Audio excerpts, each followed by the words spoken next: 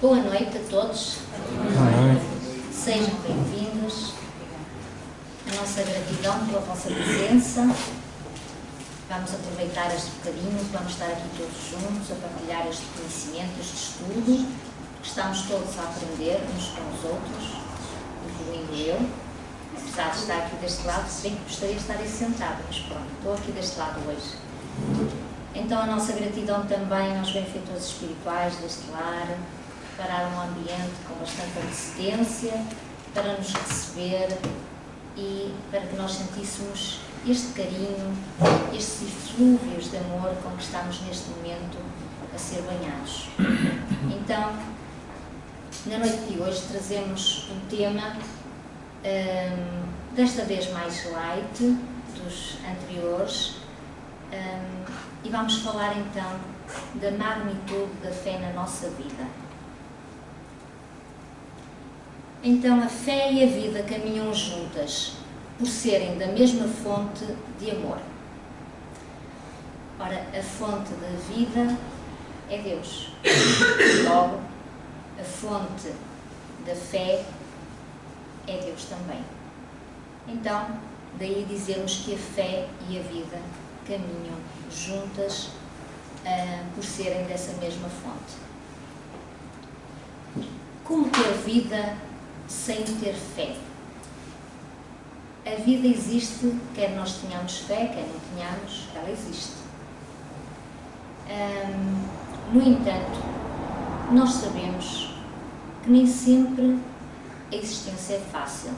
Nós estamos aqui, não é pela primeira vez, já tivemos várias existências, várias reencarnações, estamos a aprender e sabemos que hoje estamos a colher aquilo que semeámos no passado, seja desta existência, seja das anteriores. E dessa forma sabemos que nem sempre as coisas são fáceis. Nós trazemos assim umas quantas situações para serem resolvidas. E então, por vezes deparamos-nos com determinadas dificuldades, com determinados problemas. E então como é que devemos fazer para superar um pouco essas dificuldades com um pouco mais de leveza, com mais esperança acima de tudo? Nós necessitamos ter esperança no nosso dia-a-dia. Então, como dar cor à vida quando muitas das vezes tudo à nossa volta é cinzento? Então, para o espírito, ela é tão necessária como o ar é para o corpo. É muito importante a fé. Uma coisa vos digo, podem não levar mais nada daqui hoje, mas a palavra fé vai ser repetida tantas vezes, que pelo menos ela vai ficar gravada no vosso cérebro, na vossa mente. Portanto, é este mesmo tema e vamos então aproveitar este bocadinho. No passado, a ciência do mundo já quis destruir a fé dos homens em Deus e a vida que continua depois do túmulo. Jamais conseguiu, nem conseguirá, pois, ao invés de combatê-la, está avivando ainda mais nas almas a certeza de que nada morre. Aliás, nós sabemos que a ciência tem vindo a reforçar os ensinamentos espíritas. Nunca se viram tantos filmes, novelas, programas televisivos e vídeos a falarem das coisas espirituais. Sabemos que há muita mistura, é um facto, e hoje em dia na internet encontra-se muita coisa. No entanto, a semente vai ficando lá e vai despertando a curiosidade de procurarmos um pouco mais além da matéria. Por isso, a ciência, de facto, e vamos ver um pouquinho mais à frente, já a seguir, que a ciência, de facto, está a trabalhar a par com a espiritualidade. As leis de Deus não podem ser mudadas, certo?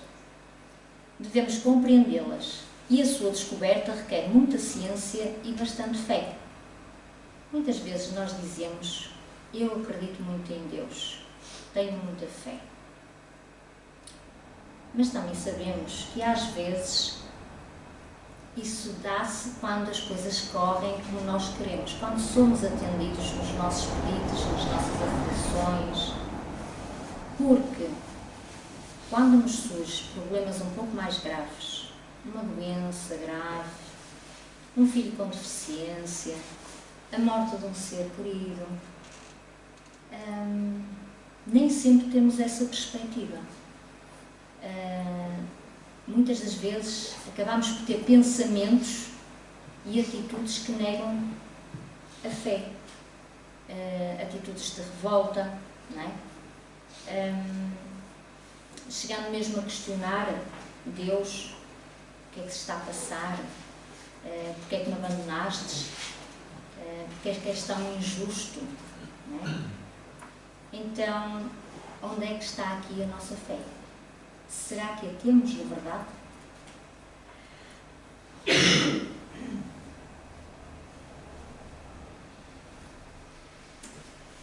A maioria das vezes confundimos a fé com utilidade de ocasião. Supomos-a de valor que se deve dispor levianamente. Crê-se de efeito urgente. Às vezes andamos tempos infinitos que nem uma oração fazemos. Mas quando nos acontece um problema, parece que de repente nos lembramos que de facto existe a fé. Possuímos-la como se for a moeda de trocas, como se pode negociar com a divindade. Quando, porém, os resultados não se fazem imediatos, lucrativos, oferecendo prémios transitórios, dizemos-nos decepcionados e então desertamos. E aqui eu vou perguntar: será que tínhamos mesmo fé?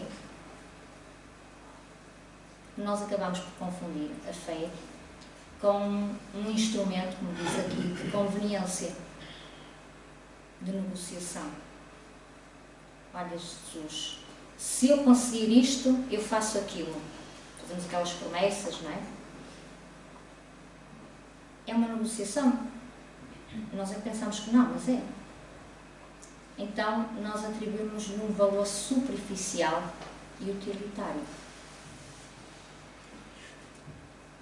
O problema da fé é, antes de mais nada, resultante do maior ou menor esforço despendido por adquiri-la. Alguns têm-na de forma natural, trazendo-a de vidas anteriores. Outras conseguem-na mediante reflexão e o estudo, como corolário do equilíbrio e da maturidade que já alcançaram. A fé, além de virtude espontânea, também é conquista intelectual. Então somos nós que temos de trabalhar o nosso interior para desenvolvermos esses valores, não é? Que servem de base para despertar essa força e para despertar a fé em nós. É um trabalho interior que nós temos que fazer. Referimos-nos à fé religiosa porquanto crer é qualidade inerente ao ser. Crer-se por hábito, por acomodação, pelo fenómeno da razão. Então devemos fazer uma avaliação periódica sobre o nosso comportamento, verificando se as nossas atitudes de facto evidenciam uma convicção ou uma simples crença. Hoje eu posso crer, amanhã não creio. Mas se for uma convicção, nós temos a certeza. Quando nós falamos de fé, abre-se um campo imenso de alegria. Foi Jesus quem nos disse, que valorizou a confiança nas criaturas, dizendo: a tua fé curou-te. Então as pessoas procuravam Jesus convicto que ele as ia curar. E daí Jesus lhes dizer: a tua fé é que te curou. Portanto, eles tinham essa convicção quando procuravam um mestre. Temos em nós todas as qualidades que nos poderão levar à felicidade, curando os nossos desequilíbrios e removendo as nossas enfermidades. podemos dizer que é esse o milagre da fé, uma força poderosa que mora dentro de cada um de nós, na forma de valores da vida e que precisam ser despertados para o nosso próprio bem. Então nós temos essa força interior. E como dissemos há pouco, nós é que temos que trabalhar para a despertar, alimentando-a com o sentimento nobre do amor. No entanto, para que possamos esperar essas luzes no nosso íntimo, é necessário cultivar a persistência através da procura da ciência do amor, da consciência da caridade bem orientada, da perseverança do perdão a todos aqueles que nos ofendem e caluniam, da firmeza de todos os ideais da fraternidade. Então, é justamente desenvolver as nossas virtudes que estão latentes no nosso íntimo e que temos que as trabalhar para podermos conquistar este estado de alma. A cada nova pesquisa, verificamos a confirmação científica dos princípios e revelações do Espiritismo. O Livro dos Espíritos claramente afirma que a ideia da existência de Deus é inerente ao ser humano.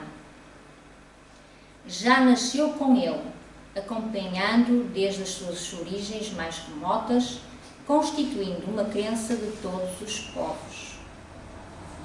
Portanto, Allan Kardec já constatou isso há 100 e tal anos atrás,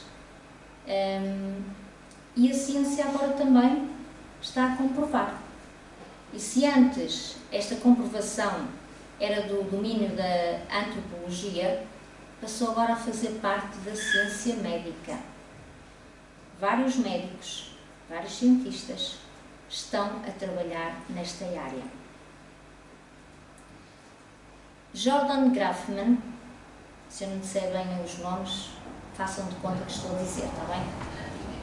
Neuropsicólogo e professor da Faculdade de Medicina de Northwestern University em Chicago, após várias pesquisas, afirmou que nós estamos predispostos biologicamente a ter crenças e a religiosa é uma delas.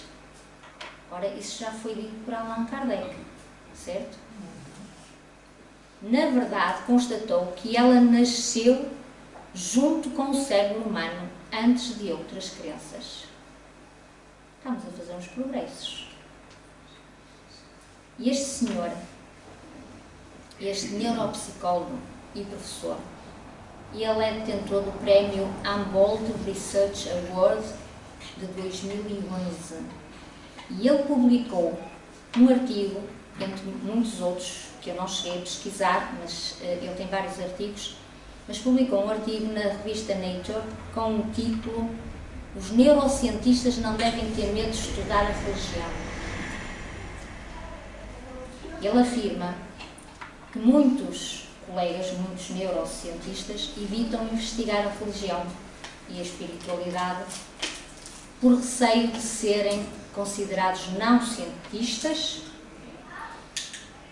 ou seja, por terem medo de serem ridicularizados perante a comunidade científica. Nós sabemos que isso ainda acontece muito. Mas com o tempo, nós chegamos lá. Ele defende que o foco da pesquisa, para que não haja dúvidas, que o foco da pesquisa deve ser a análise de como a religião se manifesta no cérebro e seus efeitos, sem a intenção de destratar ou promover crenças. Portanto, não está aqui para promover crenças, mas sim para analisar, de facto, o efeito que a religião ou religiosidade tem efeito positivo no cérebro do ser humano. Com o intuito de avançar nessa pesquisa, Grafman firmou, portanto assinou, uma parceria com a Ciência Pioneira, uma instituição do Instituto DOR, de Pesquisa e Ensino, a IDOR, dedicada a pesquisas inovadoras para criar um centro virtual dedicado à neurociência das crenças. Muito interessante. Se quiserem ver o artigo, não sei se conseguem ver, tem aqui um link, que é guia-me.com.br. Depois, mas se colocarem o nome do Jordan Grafman e procurarem sobre este tema, vão encontrar. E o artigo está excelente. Vale a pena mesmo ler.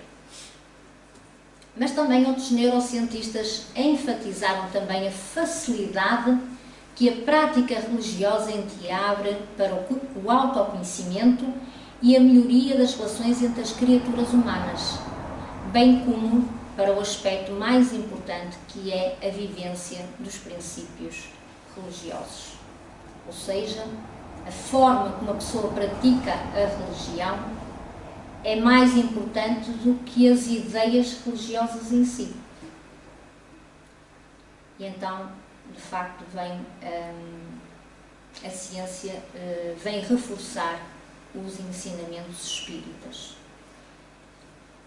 Ora, e como dissemos há pouco, com Allan Kardec, o conceito de fé desloca-se do campo místico para o racional. Porque a doutrina espírita é racional. É filosófica, é científica, é racional. A comprovação feita por ele da confirmação da vida ensejou-nos a confiança no futuro. Portanto, o ser imortal que nós somos, a reencarnação, que é a chave para muitas ou maior parte das situações que nós temos na nossa vida, os problemas, as dificuldades, tudo. Todas as conquistas. Nós hoje somos um somatório de várias existências. Então, essa convicção, essa certeza, essa comprovação que Allan Kardec nos trouxe, pela parte científica, pelas pesquisas que ele fez, então ensejou-nos essa confiança no futuro. Então, todos os sofrimentos, misérias, decepções, dores físicas, perdas de entes queridos, acham consolo na fé no futuro e na confiança na justiça de Deus, que Cristo veio ensinar aos homens. E então nós sabemos que as provações são passageiras.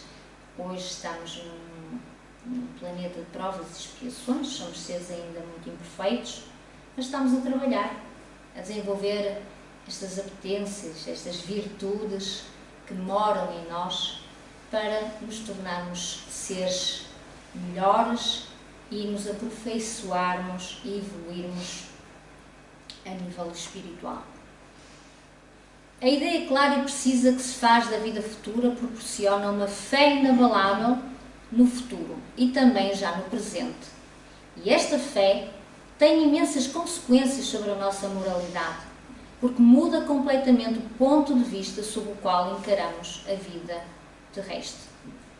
Então, de facto, quando nós temos esta convicção, esta fé, nós temos um comportamento, uma atitude completamente diferente. Nunca desistimos, apesar das dificuldades. Claro que não ficamos de braços cruzados, porque não nos adianta estar de mãos postas a pedir ajuda a Deus, aos benfeitores espirituais, se nós não fizermos a nossa parte. E a nossa parte é a nossa mudança e é a ajuda também que nós damos a todos aqueles que se cercam de nós. Então é pelas obras que nós mostramos a nossa mudança. Se nós sofremos, claro que sofremos, quando há uma doença, quando há a partida de um ente querido e muitas outras coisas mais. Sentimos tristeza, dor, mas, acima de tudo, não nos revoltamos. E isso é uma imensa ajuda para nos dar, para termos a esperança de continuar com um pouquinho de mais leveza. Então, a fé é inata em todos os homens. e realiza-se plenamente quando é consequência da razão, pois apoia-se nos factos e na lógica, não nos deixando nenhuma margem para dúvida, nem permite que vacilemos ante os obstáculos da vida. Então nós queremos porque temos a certeza. Não há dúvidas. Eu sei que é assim. Eu não creio, eu sei que é assim.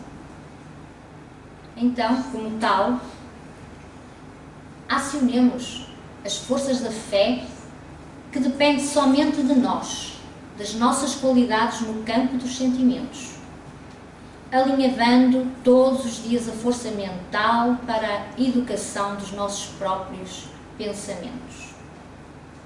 Ora, os pensamentos é algo que nós de facto temos de trabalhar. Porque quando a gente menos espera, já pensamos. E nem sempre pensamos as coisas melhores. Não é? De vez em quando vêm assim uns pensamentos menos bons. Então, aqueles pensamentos que a gente pensa que não, mas são de maledicência, de raiva, de egoísmo. Eles ainda vêm, porque nós ainda somos assim. E não devemos ter problema nenhum em assumir que ainda os temos. Devemos é trabalhar para os melhorar, para os mudar para melhores sentimentos. E esse é o caminho que nós temos todos que fazer. Então, sabemos que esta mudança também não se faz de uma hora para a outra. Isto é um caminho que nós temos que percorrer diariamente, temos que ter essa convicção, essa força interior de querermos ser melhores, para, de facto, podermos avançar um pouquinho mais. Então nós precisamos de nos educar, ter disciplina e aprender sempre. A disciplina é muito importante. Eu não sou exemplo. Eu tento ser um pouco disciplinada. Quando consigo ser, tenho melhores resultados. Quando não consigo, é um desastre. Mas é algo que nós realmente temos que ter na nossa vida. Para tudo, nós temos que ter disciplina. Então, a fé, esta fé que nós falamos, ela é branda, é calma. Dá-nos a paciência que sabe esperar. Esperar, fazendo a nossa parte, mas esperar para um dia melhor, um amanhã melhor. De acordo com o crescimento das qualidades, o tempo vai-nos revelando a verdade. É necessário dizer que temos de ser perseverantes no ideal do bem comum, confiando sempre em Deus, pois Ele não nos deixa órfãos. Através dos benfeitores espirituais, o Senhor ajuda-nos e por isso é preciso manter a chama acesa. De facto, sem Deus na nossa vida, nada faz sentido. Podemos pensar que sim, mas nós somos seres divinos, nós fomos criados por Deus. Nós fomos criados com amor e esse sentimento é inato em todos nós. Está dentro de cada um de nós, está gravado. Mesmo aqueles que se dizem ateus, está gravado neles. O trabalho é árduo, exige inúmeros sacrifícios e lutas acerbas, decorrentes do esforço da superação das nossas deficiências íntimas. Desse modo, com o propósito de destruir o pessimismo, o desânimo, a incerteza, a hesitação, Jesus ensina-nos que, se tiverdes fé como um grão de mostarda, direis a esta montanha, transporta-te daqui para lá, e ela se transportará, e nada vos será impossível. Então, quando o Mestre aqui fala destas montanhas, não são as montanhas que nós vemos lá fora, é as planícies. São mesmo as montanhas que nós temos dentro de nós.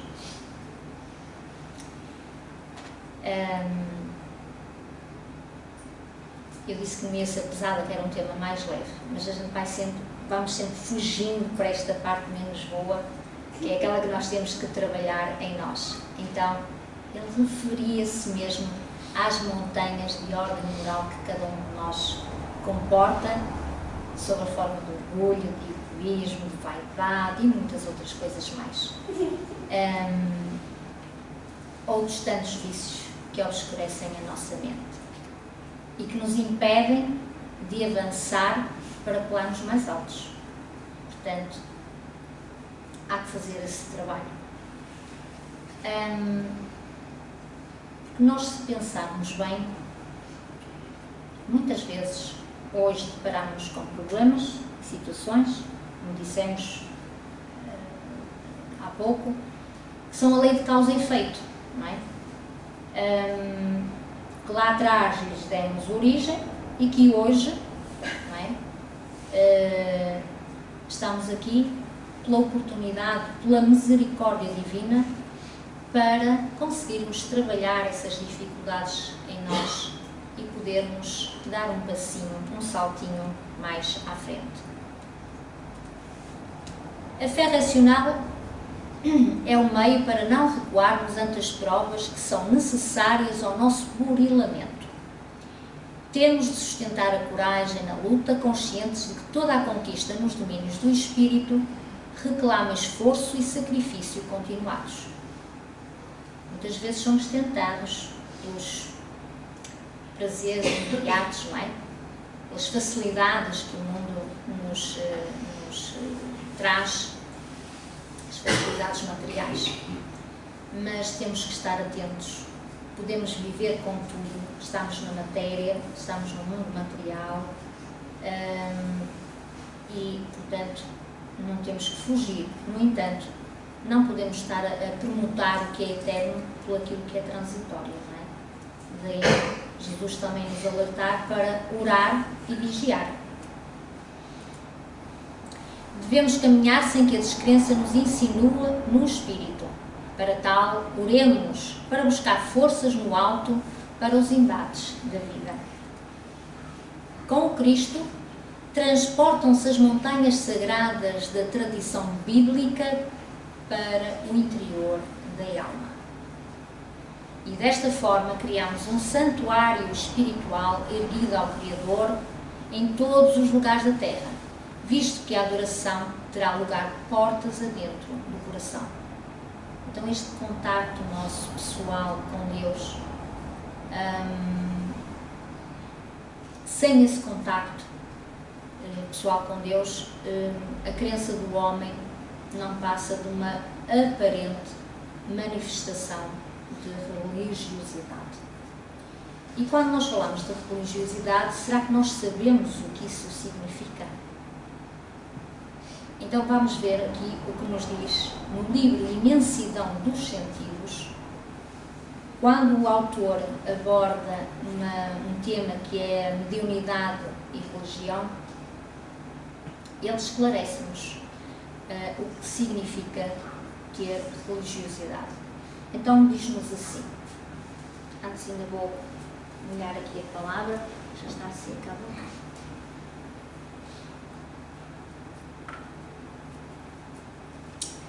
A religiosidade é o sentimento inato da existência de Deus, que o espírito conserva ao encarnar. Justamente na infância, entre seus familiares e amigos, é que as crianças assimilam as suas mais profundas convicções religiosas, somando-se a essas crenças as das outras existências corpóreas.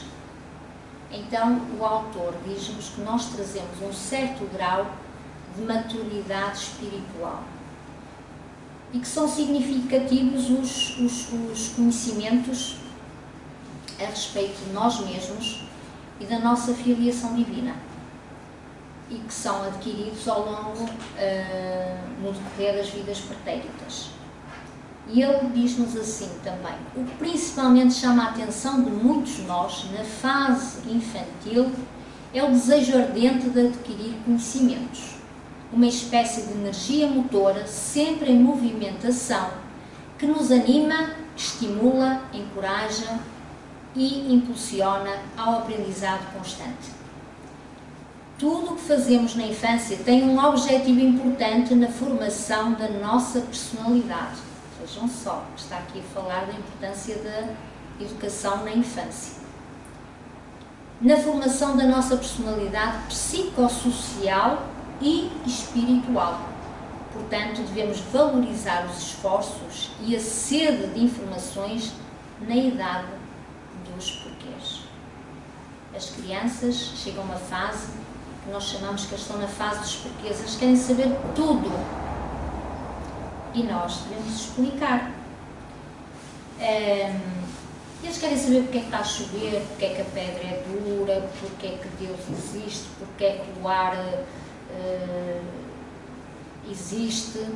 Uma série de situações. E que nós devemos estar alerta.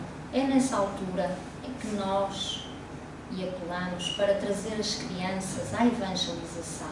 É muito importante, desde cedo, eles terem estes conhecimentos, este contacto com Jesus, com Deus, e terem este conhecimento da reencarnação, da lei de causa e efeito, que é feito através de histórias apropriadas para eles e que lhes explica muito bem todos esses temas. Então, é importante, quando as crianças questionam, de nós estarmos aptos a lhes dar as respostas que elas necessitam para o seu desenvolvimento, como diz aqui, psicossocial e espiritual. Adultos que incutiram nas crianças conceitos de que Deus dá prémios e castigos, que se zanga com as suas travessuras e fica profundamente desgostoso quando não se conduzem bem, e estão, na realidade, criando nelas sentimentos de culpa. Utilizando-se da omnisciência, omnipresença e omnipotência de Deus para manipular, através do medo, o bom comportamento delas. Isso acontece com os pais, com os parentes, com os professores, que lançam a mão da culpa e do medo. Estás bem, Deus castiga-te. Nós é que incutimos o medo e a culpa nas crianças. E nós, que somos hoje adultos, também lá atrás os nossos pais fizeram a mesma coisa. Não fizeram por mal, obviamente. Não é? Mas de facto isso acontece, sem nós nos apercebemos, não é? Então, isso também aconteceu nas próprias religiões do passado, que usavam esses sentimentos para garantir a submissão dos fiéis, intimidando-os com o fogo do inferno, caso não fossem suficientemente bons. Portanto, se não te portares bem, vais para o inferno. É toda uma... E nós estamos a estudar o livro O Céu e o Inferno, e eu ouço aqueles relatos e penso, meu Deus, de facto, a doutrina espírita é muito esclarecedora. Muito mesmo. É mesmo o Consolador prometido por Jesus, porque nos explica aquilo que antigamente se fazia, que era uma barbaridade, mas ainda existe hoje. Ainda se incute a religião pelo medo. Para muitos ainda existe o inferno e o céu. E nós sabemos que o inferno e o céu são estados de alma. Neste momento, eu quero acreditar que estamos todos no céu, que eu não estou a ser muito maçadora. Mas quando nós estamos assim, que nos sai levanta aquela tampa, não é? Os cabelos e mais não sei quantos, estamos no inferno. Quando estamos doentes e não nos resignamos, porque nós podemos estar doentes, mas podemos estar em paz, quando não nos resignamos, estamos no inferno. Portanto, o céu e o inferno são estados de alma. E cabe-nos a nós trabalhar para estarmos mais no céu. Sem as asinhas, não é? Porque nós temos os pés muito grandes ainda. Certas religiões criaram situações nas quais o homem não pode sentir-se à vontade. Estabeleceram dogmas, mistificaram personalidades, fizeram cultos irracionais a médiuns, escritores, oradores, chamando-os de homens santos. não sabem é que os médios espíritas são muito devedores, de santos não têm absolutamente nada. Essas personagens passaram a partir daí a ocupar o lugar da nossa própria consciência e do nosso senso de moralidade. Segui-los transformou-se em exigência, caso contrário começaríamos a nos sentir heréticos, culpados ou doentes espirituais. Então o Espiritismo, como eu disse há pouco, que é esta doutrina consoladora, possui esse antídoto contra essa crença milenar, não é? Suprimiu o personalismo, ensinou-nos a ligação direta com Deus.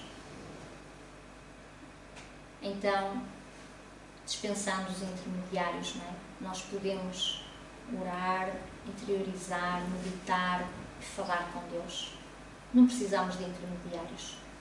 Então, porque Deus não quer aduladores nem escravos. E Ele criou-nos para sermos co-criadores. Ele é o Criador e nós somos co-criadores. A deturpação da ideia da divindade e da constituição do homem, atenção, está escrito naquele livro, não sou eu só estou a ler, ok? Não sou eu que digo. A deturpação da ideia da divindade e da constituição do homem deve-se às exigências antinaturais de uma educação religiosa medieval, ministrada ainda às crianças do hoje, que serão os adultos da amanhã. Todos esses velhos e supersticiosos conceitos e essas crenças que distorcem a natureza humana nos têm aprisionado a uma antiga problemática existencial, que é a hipocrisia. Ou seja, o vício de apresentar uma virtude ou um sentimento que não se tem. E nós sabemos que Jesus, no seu tempo, condenou energicamente os hipócritas. Existe uma passagem no Evangelho que ele fala disso. Então, a atitude idólatra pressupõe que certas pessoas são seres divinos e outras não. E isso está errado. Porque nós somos todos iguais. Deus ama-nos a cada um de nós, com as nossas particularidades, com as nossas deficiências íntimas, com a nossa forma de ser muitas vezes ainda errada. Ele ama-nos incondicionalmente. E nós fomos todos criados iguais, com as mesmas possibilidades. Uns andam mais rápido, outros mais lentos, mas todos um dia vamos lá chegar. Porque o nosso destino, o destino do ser humano, é igual para todos. É a evolução, é sermos espíritos crísticos. Então, esta ideia de que seres humanos que são divinos, nós somos divinos, de facto, nós somos divinos. Nós somos uma centelha divina. Mas não esta diferença que falávamos há pouco. Algumas estão acima das contingências humanas, providas de uma perfeição inatingível, vejam bem, mensageiras do alto, privilegiadas e infalíveis, enquanto outras são subestimadas, incapazes e aparentemente desprovidas de valores inatos. Como é possível nós termos esta ideia? Ao convertermos as criaturas em mito, supervalorizamos os outros e, em virtude disso, desvalorizamos o nosso poder interior. Então, declaramos-nos muitas vezes, quando estamos neste tipo de situação, declaramos-nos muitas vezes impotentes de evoluir, ficando dependentes da boa vontade dos supostos eleitos. Então, na realidade, como eu disse há pouco, nós somos todos filhos de Deus, independentemente do credo, da situação financeira, seja do que for. Somos todos iguais. No entanto, Jesus sabia, cá está, em germen todos somos frutos iguais da paternidade, razão pela qual assegurou que poderíamos fazer as obras que Ele fez e até maiores do que elas. Então, a autêntica religiosidade não quer restringir a nossa liberdade, mas sim apresentá-la a nós. Ela nos inspira a naturalidade da vida, o espírito crítico, a investigação filosófica, a racionalidade, levando-nos a entender a perfeita harmonia do universo. Igualmente, nos incentiva a viver a religião natural, em cuja ambiência não se realiza nenhum culto exterior ou místico, nem existem privilégios ou concessões celestiais. Então, no universo não acontece nada que não tenha uma finalidade providencial. E as grandes dificuldades com que nós nos debatemos não significam castigos ou punições, porque Deus não castiga, não pune, Ele dá-nos a oportunidade para nós podermos aprender com os nossos erros e podermos alcançar em breve um bem maior. Então, e lembrando-nos que a persistência da fé remove obstáculos que nós muitas vezes achamos intransponíveis. Jesus, em várias das suas lições, querendo destacar a significante importância da fé, mostrou, com a sua exemplificação, que será necessário ao homem acreditar nas suas próprias forças, o que o tornará capaz de executar certos feitos materiais. Entre muitas, a parábola da figueira que secou é uma demonstração deixada por Jesus para refletirmos seriamente sobre a fé. Nela passamos a ver o homem na figueira que foi plantada, mas que não frutificou. E assim somos todos nós, os que nos dizemos cristãos, mas que na realidade não temos frutos, não temos boas ações. Porque eu posso pregar muito a fé, não é? Mas se na hora das provações eu tiver uma atitude ou uma ação oposta, portanto nada me valerá as palavras serão ocas, ok? Se nós não colocarmos em ação os recursos que trazemos connosco e que vamos adquirindo ao longo da vida, então seremos tratados como uma figueira que secou, obviamente que sim. Os tempos são conturbados. Procuremos ter a certeza daquilo que estamos a fazer. Temos que ter um objetivo. Saber o que nós queremos, enquanto espíritos imortais que nós somos. Usando o discernimento para que nos consolidemos no conhecimento e prática da verdade. Então, aquilo que o Evangelho, aquilo que Jesus nos convida é a cultivarmos a fé. A verdadeira fé. Mesmo que inicialmente, como ele disse, seja do tamanho de um grão de mostarda. Porque se o conseguirmos, alcançaremos esta possibilidade de dizermos, não mais dizer eu creio, mas eu sei que é assim, convictos que é assim, não temos dúvidas, não há margem para dúvidas. E isso deve ser com todos aqueles valores que falámos há pouco, tocados pela luz do sentimento, que é oposto ao orgulho, ao egoísmo. Com o tempo, tornar-se-á sólida e inabalável, desde que as boas obras sejam a sua companheira de caminho. Cá está. Fé sem obras é uma fé louca. Pois, como aprendemos com a doutrina espírita, a fé só tem sentido se estiver acompanhada pela caridade, pelas boas obras praticadas em prol do nosso irmão em sofrimento moral e físico.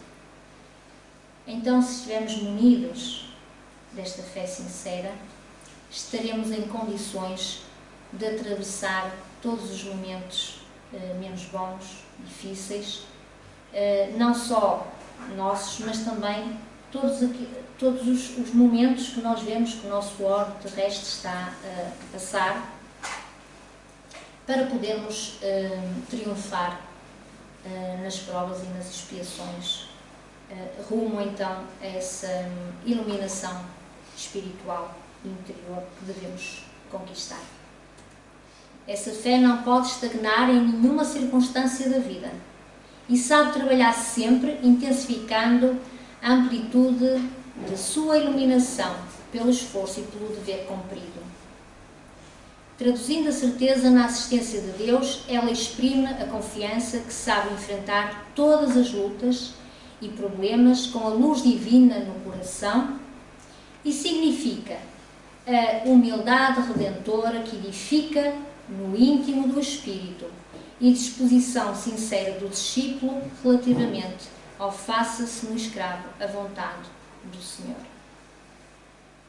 Então, acima da nossa vontade, e como disse a nossa companheira na oração, é perseverar a vontade de Deus. Nós temos que fazer a nossa parte. E quando tudo fazemos, depois devemos então deixar nas mãos do Criador, porque Ele sabe melhor o que é para nós. Então, é preciso procurarmos, como diz numa das lições da Fonte Viva, as águas vivas da prece para lenir o coração. Mas não nos esqueçamos de acionar os nossos sentimentos, raciocínios e braços no progresso e aperfeiçoamento de nós mesmos, de todos e de tudo, compreendendo que Jesus reclama obreiros diligentes para a edificação de seu reino em toda a terra. Portanto, nós somos co-criadores.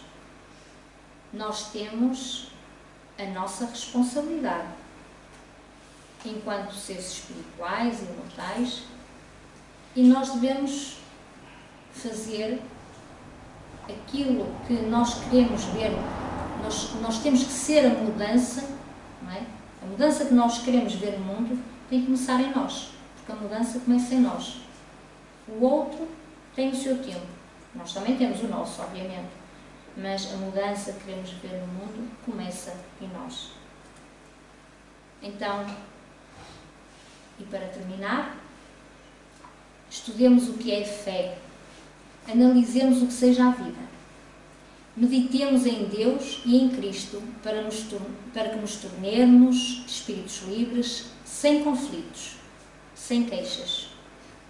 Passemos a sentir os ensinamentos evangélicos, sem que o desânimo se apodere de nós, que logo se abrirão em nossa mente novos horizontes, onde o amor se reunirá, cheio de esperanças, pois a fé é a luz na escuridão do sofrimento. Então que nós possamos acender esta candeia de luz em cada um de nós. E se pudermos ser um pouquinho de luz também naquele que se acerca de nós, que nos rodeia, será ótimo. Porque o bem-estar, o bom sentimento nos irá abrir o coração e iremos certamente nos sentir muito mais felizes. Então estes foram os livros que foram utilizados para o trabalho de hoje e quero agradecer a vossa presença novamente, agradecer por ninguém ter adormecido e então vamos terminar o trabalho, para depois prosseguirmos com os passos. Então convidava a todos para fazermos a oração de encerramento do trabalho da palestra, está bem?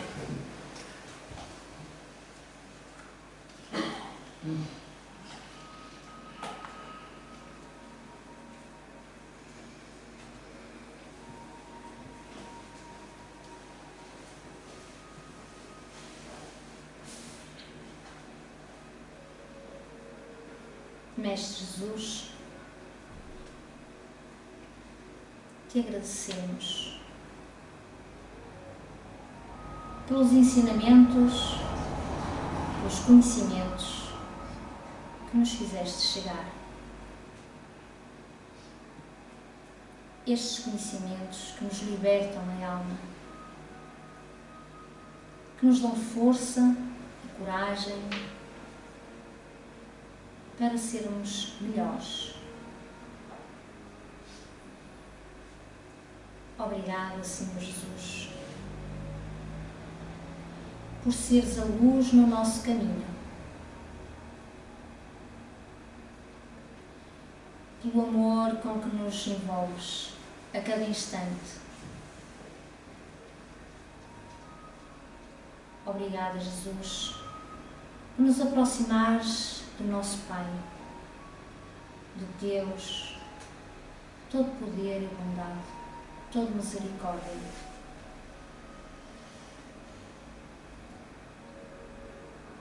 Que o amor e o amparo do Pai nos possa envolver a todos, sem exceção, deste e do outro lado da vida. Que trabalhemos os nossos sentimentos para conquistar esta fé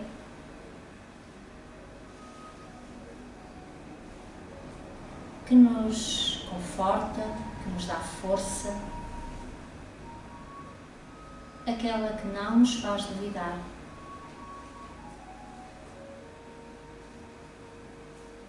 Obrigada, Senhor Jesus,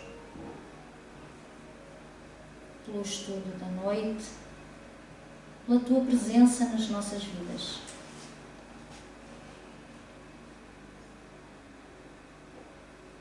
Agradecemos também aos benfeitores espirituais deste lar, pelo ambiente que nos proporcionaram.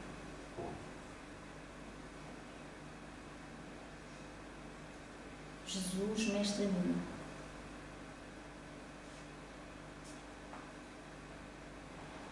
que nós possamos estar contigo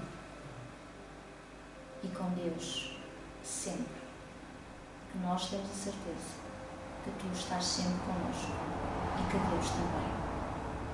Então que tenhamos essa força, essa vontade. Que assim seja.